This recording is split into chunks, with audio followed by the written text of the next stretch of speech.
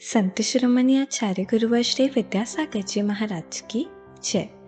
और हम योग प्रणेता पूज्य गुरुवर श्री प्रणम्य सागर जी महाराज की जय। ओम अरहम नमः। श्री तत्वाद सूत्र के शंका समाधान सत्र में आप सभी का स्वागत है। आज पूज्य श्री के द्वारा आपकी की गई शंकाओं का समाधान किया जाएगा। यदि आप भी अपनी शंकाएं भेजना चाहते हैं तो विजिट कीजिए ttv.arham.yoga और हमारे शंका समाधान फॉर्म को फिल कीजिए। सत्र संबंधी शंकाओं का समाधान स्वयं पूज्य श्री करेंगे। इस कक्षा की सभी जानकारियां जानने के लिए आप हमारी वेबसाइट ttv.arham.yoga को विजिट कर सकते हैं। आप हमारे व्हाट्सएप ग्रुप भी ज्वाइन कर सकते हैं cut.ly/तत्वाद पर। इस कार्यक्रम के प्रसारण में पुण्याचक बनकर आप धर्म प्रभावना कर सकते हैं और पुण्यार्जन भी कर सकते हैं।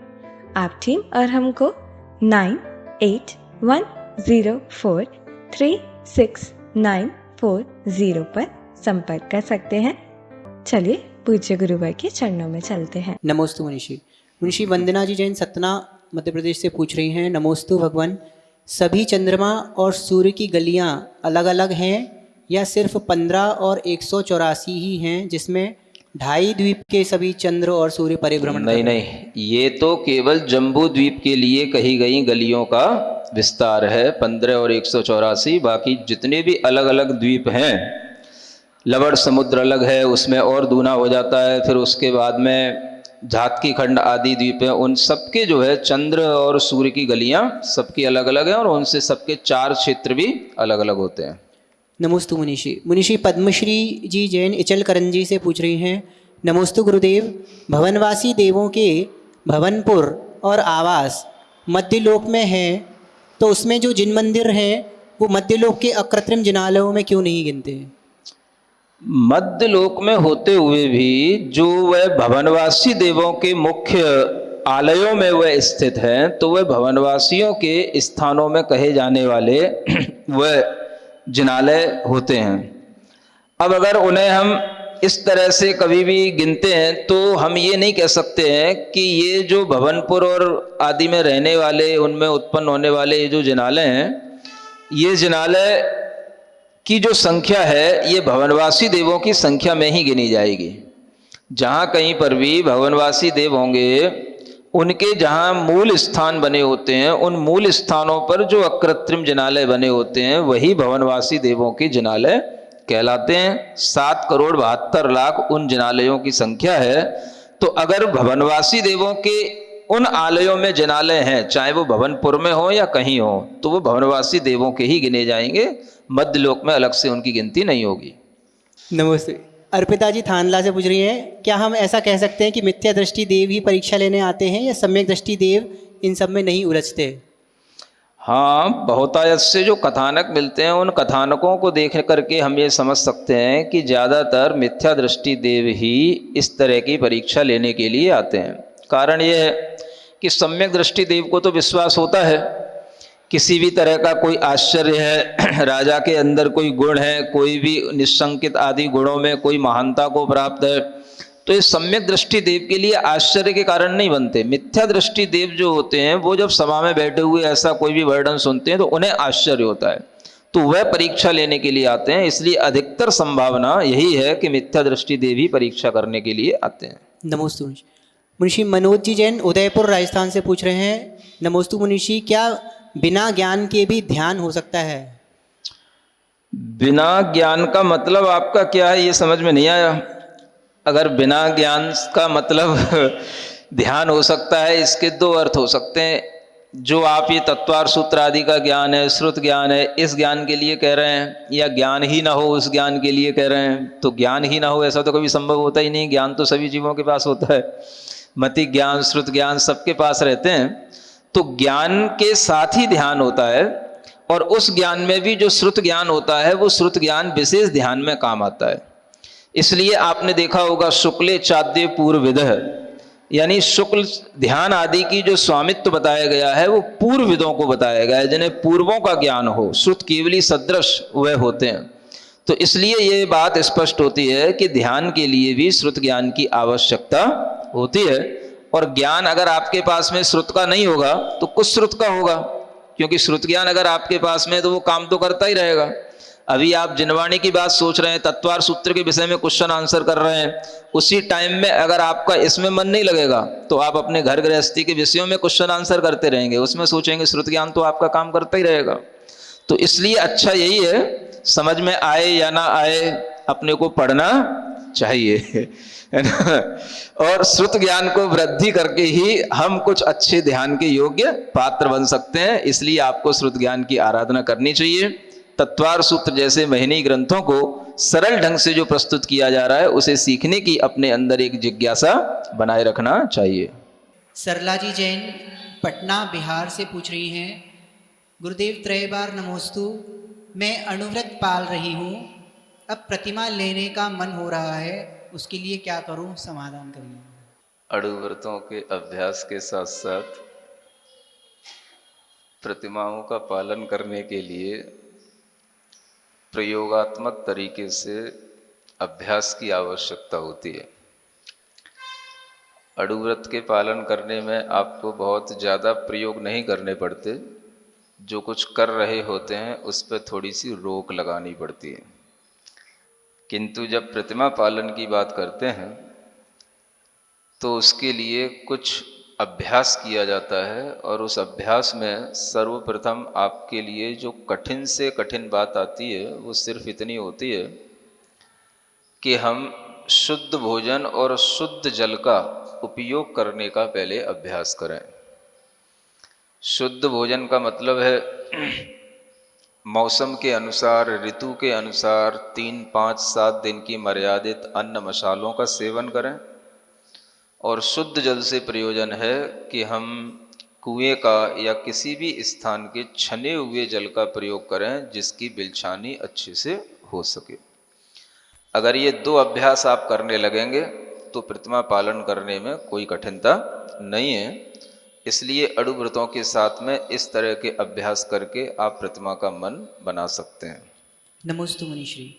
मुनिश्री शोभा जी जैन मुंबई से पूछ रही हैं, गुरुदेव के चरणों में त्रिवार नमोस्तु। मेरी शंका यह है कि आपने बताया था कि सभी महापुरुष वैमानिक देव से ही आते हैं, तो राजा श्रेणिक नरक से आकर क्या तीर्थंकर बन सकते हैं? अब आपका प्रश्न ही उल्टा है। महापुरुष आते हैं ये पूछ रहे हैं, तो आने का मतलब क्या होता है? आप तो राजा श्रेणिक को महापुरुष अभी वर्तमान में मान रहे हैं कि यार महापुरुष जब वो बन करके आएंगे फिर से तीर्थंकर बनने के लिए आएंगे तब की बात कर रहे हैं, है ना, तभी की बात कर रहे हैं, ऐसा लग रहा है। ऐसी बात नहीं है कि तीर्थंकर आदि के लिए कुछ विशेष इस तरह के अपवाद होते हैं। वैसे महापुरुषों में देखा जाए तो जितने भी नारायण हैं, प्रति नारायण हैं, यहाँ तक कि चक्रवर्ती हैं, बलदेव हैं, ये सभी स्वर्ग से ही आते हैं। बस एक तीर्थंकरों की व्यवस्था अलग से है कि तीर्थंकर नरकों में भी तीर्थंकर प्रकृति के बंद के साथ रहते हैं और स्वर्गों में भी रहते हैं। तो नरकों से निकले हुए जीव और कोई महापुरुष नहीं बनते, वो सिर्फ तीर्थंकर ही बनते हैं। ये भी एक विशेषता है। स्वर्गों से आए हुए जीव सभी तरह के महापुरुष बन सकते हैं, लेकिन नरकों से निकले हुए जीव सिर्फ तीर्थंकर बन सकते हैं। ये एक विशेषता को ध्यान में रखते हुए कथन सामान्य और विशेष दोनों तरह के होते हैं। कभी सामान्य वचन होते हैं, कभी विशेष वचन होते हैं। तो जो ये कहा गया है कि महापुरुष स्वर्ग से ही आते हैं, इसे सामान्य वचन समझना, और विशेष कथन में वह नरक से भी आते हैं। जो विशेष महापुरुष हैं तीर्थंकर जैसे, उनके लिए ऐसा भी लगा लेना।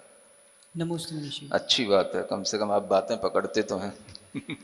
प्रमिला जी वाराणसी से पूछ रही हैं, नमोस्तु महाराज जी, जब देव सम्यक्त्व ग्रहण नहीं कर सकते हैं तब यह प्रश्न कैसे कि व्यंतर देव का मरण सम्यक्त्व के साथ हुआ है तो मनुष्य ही बनेगा? व्यंतर देव का सम्यक्त्व के साथ मरण होकर के मनुष्य नहीं बनता, वो तो देव बनेगा तो सम्यक्त्व के साथ भी मरण करके मनुष्य बन सकता है, और मिथ्यात्व के साथ भी मरण होगा तो भी वो मनुष्य बन सकता है।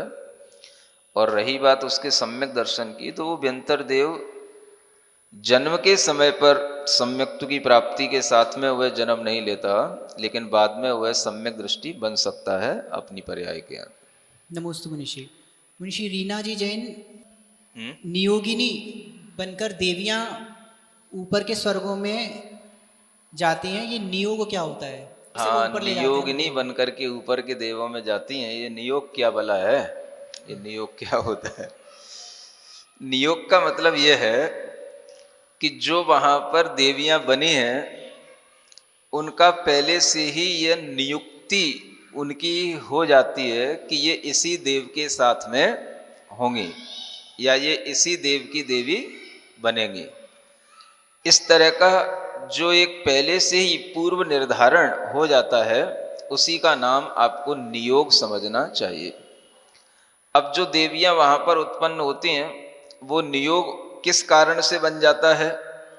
अब ये उनका इसलिए भी हो सकता है कि जिस देव की वैकेंसी खाली हो, माने अभी जितनी देवियां उसकी बननी है उतनी देवियों की अभी पूर्ति नहीं हुई हो, तो जो देवियां बनेंगी वो उस देव के लिए उसका भर्ती होती जाएगी है ना।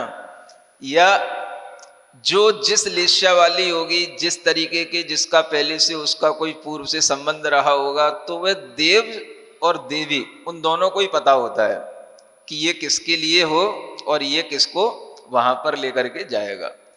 तो इस तरह का एक जो नियोग होता है ये पूर्व निर्धारित होता है, और वो निर्धारण उनके कर्म के कारण से भी हो जाता है और उनके अपने कोई पिछले जन्म के संबंधों के कारण से भी हो जाता है। नमोस्तु मुनिषि।